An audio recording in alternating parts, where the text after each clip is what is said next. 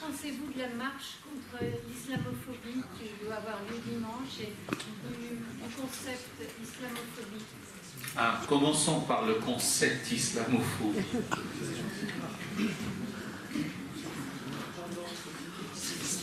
Les linguistes parlent de mots valises, de mots sacs, de mots pièges, de mots poison, de mots je ne sais trop quoi, et le mot islamophobie fait partie de ces mots poison.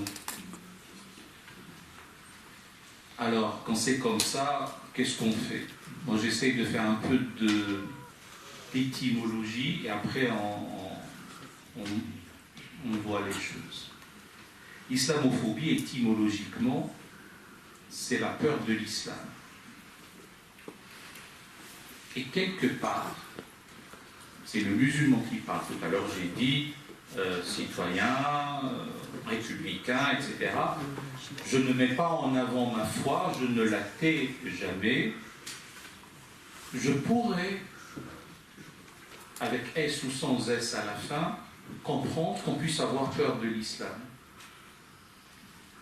Si on voit qu'il y a un arc de cercle qui va depuis le nord Nigeria jusqu'à l'île de Jolo, passant par la Corne africaine, sans m'appesantir sur cette région du monde qui a vu naître une monstruosité idéologique et religieuse dénommée Daesh, il y a de quoi avoir peur de l'islam. A fortiori, lorsqu'il y a ce qu'on appelle maintenant de l'islam bashing, a fortiori lorsque on a une focalisation sur le vil, le maladif, le pervers, etc. Si je ne devais avoir comme seule source d'information sur notre société française que l'unique canal de la revue détective, il y a de quoi désespérer de l'âme humaine en France, avec tous les faits divers et tous les crimes que cette revue nous présente.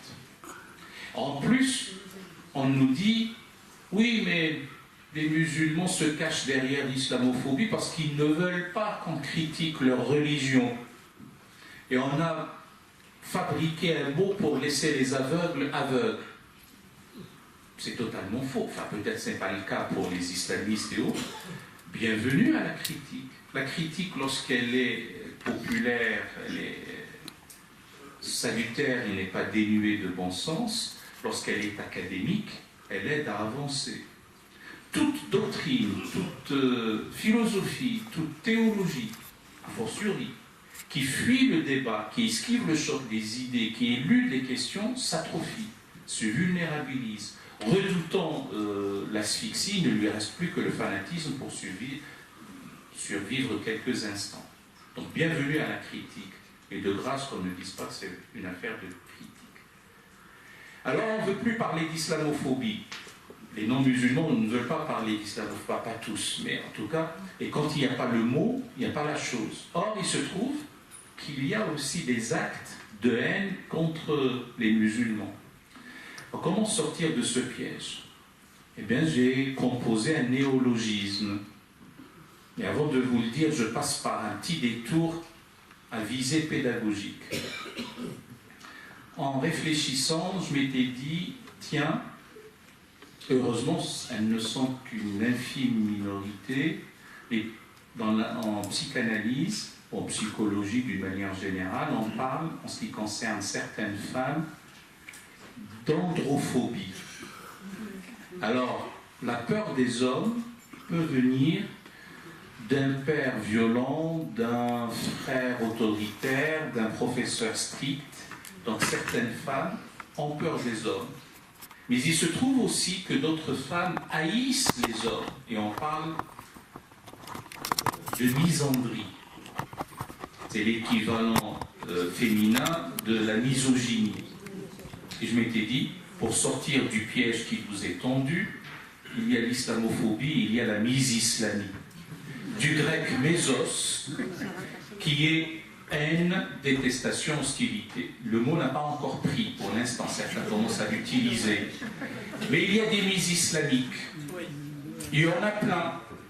Celui qui vient nous dire que le choix est entre la France et et l'islam est un mis-islamique. Celui qui vient nous dire « Ah, mais moi je déteste l'islam et les musulmans, quand je monte dans un bus ou dans un bateau, si je vois une femme voilée, je descends. » Bon, on peut comprendre qu'il puisse descendre du bus, mais on ne peut pas comprendre qu'il puisse descendre du bateau. Mais ça se dit, et ça reste impuni. Et on ne peut pas le dire d'une autre tradition religieuse ou d'autre.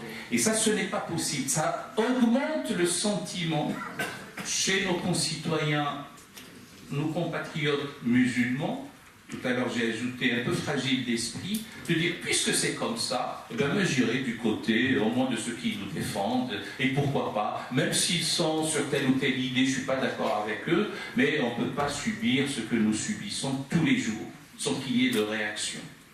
Voilà, le concept d'islamophobie nous piège.